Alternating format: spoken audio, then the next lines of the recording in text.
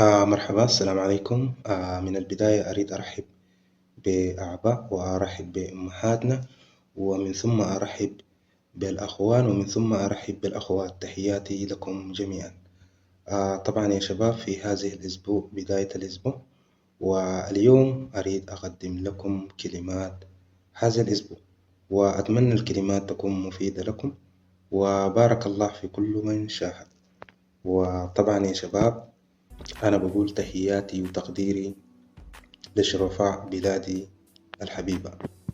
نور الله يضوي قلوبكم بالبركة والإيمان، بأن نموت نحن ويحيا الوطن. وطن خط أحمر إلى كل ميليشيا الذي لا تعرف مصلحة نفسه والوطن والمواطن.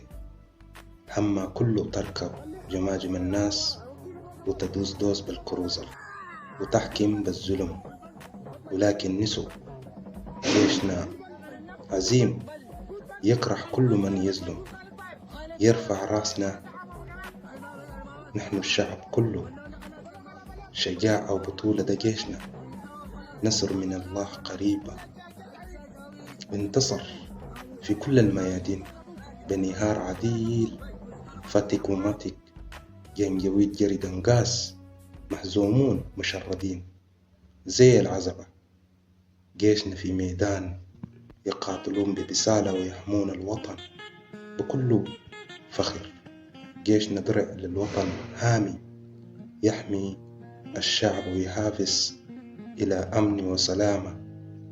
في وجه التحديات يقف جيشنا شامخة، عاش بطلة. جيش واحد والشعب واحد، وطن واحد. جيش السودان درع للوطن هامي. نحن مع جيشنا، نحن مع وطننا. وجيشنا جيش السوداني رمز الكرامة والشجاعة ووحدة. جيشنا وحدة، الشعب وحدة، الوطن وحدة. أتمنى أن تكون هذه العبارة تعبر عن دعمي للجيش السوداني ومحمد الأسمر، ولكم التحية.